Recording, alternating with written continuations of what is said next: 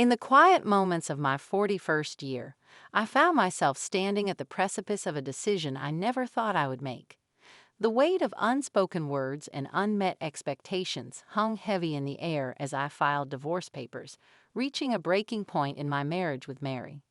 The catalyst of our unraveling was the presence of my overbearing mother-in-law, Susan, whose influence had cast a shadow over our relationship. As the ink dried on the papers, I couldn't escape the echo of our once promising union, now reduced to legal documents. The dissonance in our home had become too loud to ignore, fueled by Susan's well-intentioned yet suffocating presence.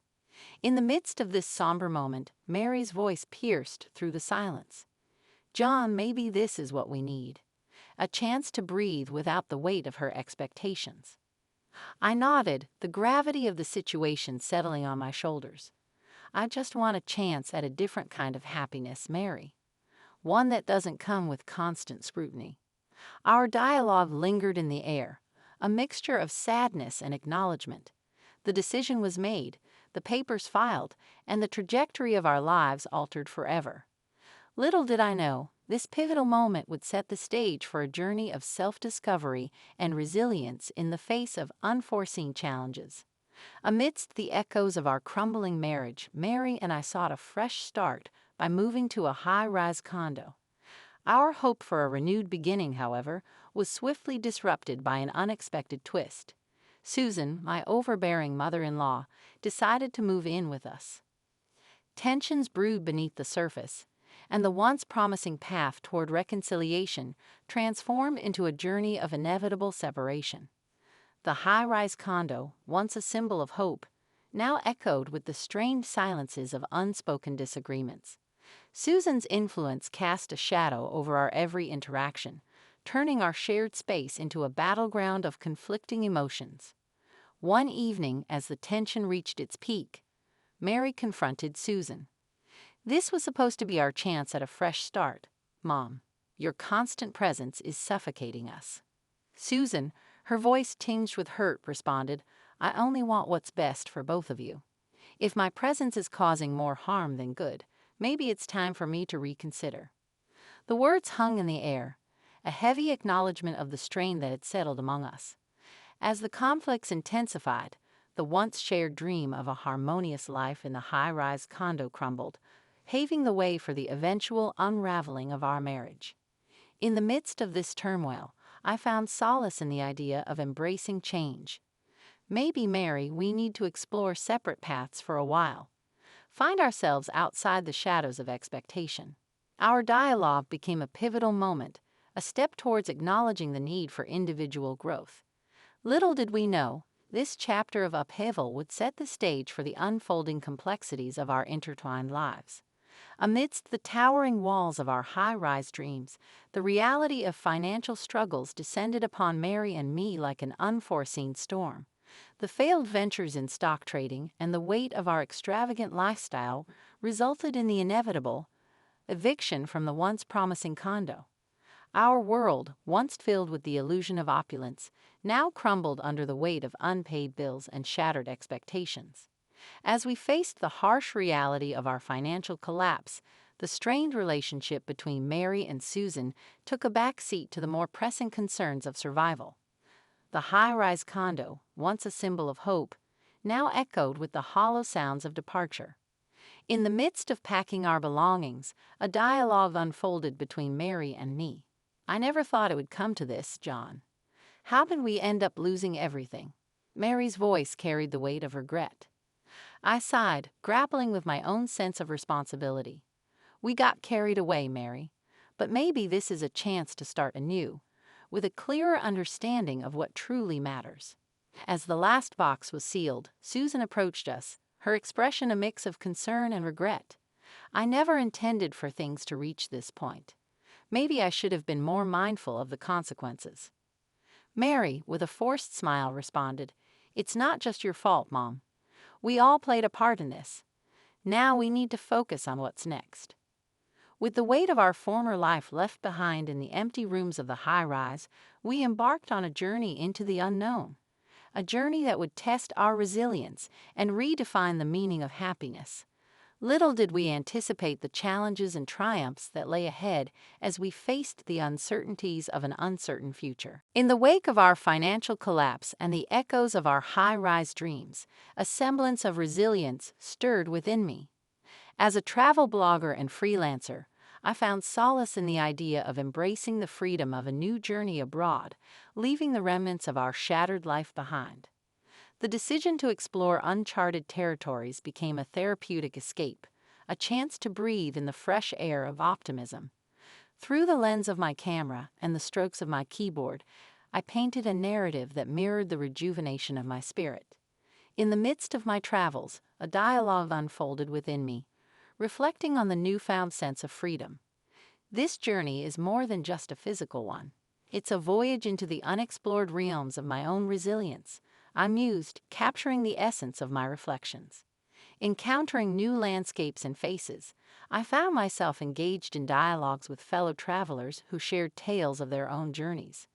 Sometimes, starting anew is about leaving behind the old versions of ourselves, one traveler remarked, sparking a resonance within me. Another, a seasoned nomad, added, life's challenges are like waypoints on a map. They guide us, shape us, and lead us to unexpected destinations. As I embraced the positive outlook that accompanied my travels, I couldn't help but wonder about the contrasting experiences of Mary and Susan back in the remnants of our former life.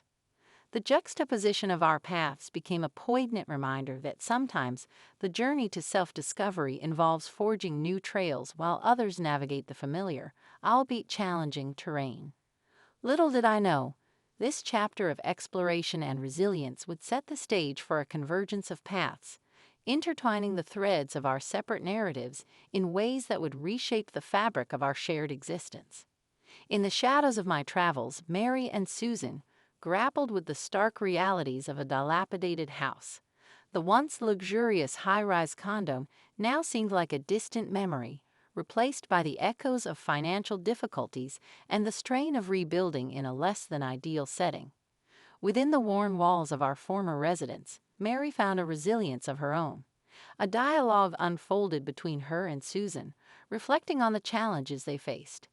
It may not be the life we envisioned, Mom, but there's a strange sense of freedom in simplicity, Mary remarked, her hands stained with paint from attempting to breathe life into the dilapidated walls. Susan, navigating the unfamiliar territory of financial constraint, responded with a mix of acknowledgement and determination. Perhaps we needed this reality check. It's a chance to rebuild not just our surroundings, but also our perspectives. As they faced the hardships of their shared journey, another dialogue emerged. I never thought I'd find happiness in such modest circumstances, Mary admitted, her gaze wandering through the rooms they were slowly transforming. Susan, grappling with her own realizations, added, true happiness often reveals itself in unexpected places. We are learning to appreciate the beauty that comes with resilience.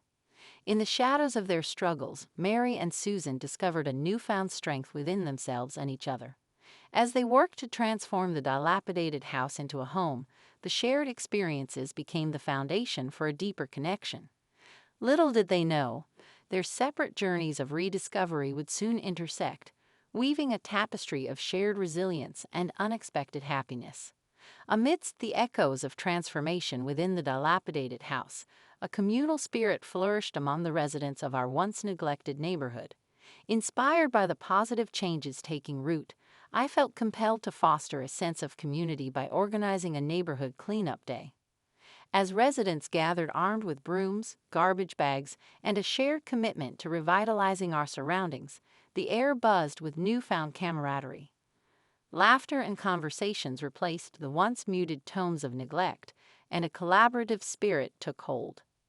During the cleanup, dialogues unfolded among neighbors, highlighting the significance of collective efforts. It's incredible what we can achieve when we come together, remarked one neighbor, wiping sweat from their brow. Another, holding a bag of collected trash, added, this feels like a fresh start. I never thought our little corner of the city could look so vibrant. I, coordinating the efforts, joined in the dialogue. Our home is not just these walls, it's the entire community. and together we can make it a place we're proud to call home. As the day progressed, the shared endeavor not only transformed the physical appearance of the neighborhood, but also solidified the bonds among the residents. Sweeping away the remnants of neglect, we discovered the transformative power of unity, realizing that, indeed, a small collective effort could bring about significant positive change. Little did we know, this cleanup day marked not only a chapter of communal renewal, but also set the stage for future collaborations, creating a tapestry woven with threads of kindness, shared experiences, and the strength that comes from coming together in the face of adversity. In the wake of the neighborhood cleanup day and the burgeoning sense of community, the remnants of the past continued to shape our lives within the dilapidated house. As I explored the hidden artifacts and letters, a dialogue unfolded between Mary, Susan, and me, delving into the complexity of our shared history. These artifacts tell a story, one that goes beyond the surface of our individual struggles, I remarked, examining an old photograph with a mixture of nostalgia and reflection. Mary, her eyes tracing the lines of a faded letter, responded, "It's like uncovering a time capsule, a glimpse into the lives of those who came before us. It makes me appreciate the journey we've undertaken." Susan, reflecting on her own role in our shared narrative, added, "Perhaps understanding our history is the key to forging a more harmonious future.